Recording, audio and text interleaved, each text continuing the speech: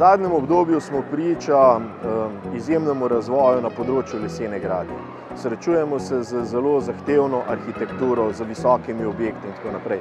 In ravno tehnologija predelave lesa v neke visoko nosilne ploskovne elemente je pripeljala do tega, da lahko in požarno, potresno snujemo objekte, ki so celo kos armirano-betonskim, opečnim in jeklenim konstrukcijam. In lahko rečemo, da v 20 letih je ta razlika očitna. Tu na razstavi, če pogledamo, imamo ogromno zelo zahtevnih objektov, luksuznih objektov in mislim, da bomo v prihodnosti morali temu slediti. Namreč kot družba se moramo dejansko osredotočiti na to, da uporabimo čim več materijala, ki ne pušča sledi v okolju, ki ne povzroča velikih CO2 izpustov. In če primerjamo samo na enodružinski hiši, ki na primer v klasičnem betonu tehta približno 500 ton, kjer s tem povzročimo okoli 500 ton ogljičnega izpusta, lahko na drugi strani postavimo zelo luksuzen, zanimiv, se pravi zelo všečen arhitekturni objekt, enako zahteven za samo 100 tonami vgrajenega lesa, kar pa pomeni, da lahko v tem obdobju trajanja objekta celo skladiščimo 100 ton.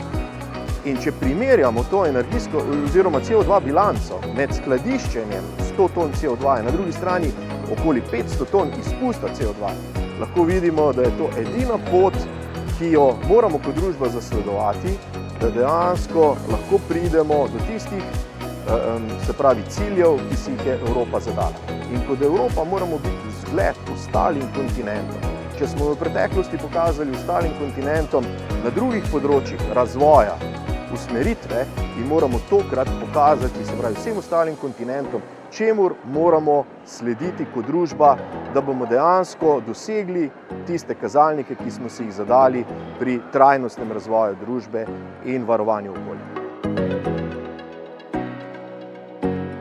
Ja, v City centru Celje lahko pohvalimo, da že 8 let spremljamo Slow Wood Life razstavo in tudi naši obiskovalci s pridom seveda obiskujejo, nenazadnje tudi pohvalijo.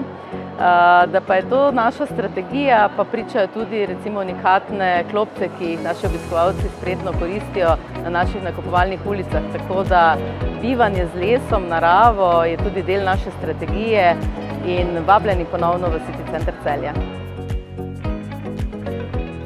Slow Wood Life. Bivanje z lesom.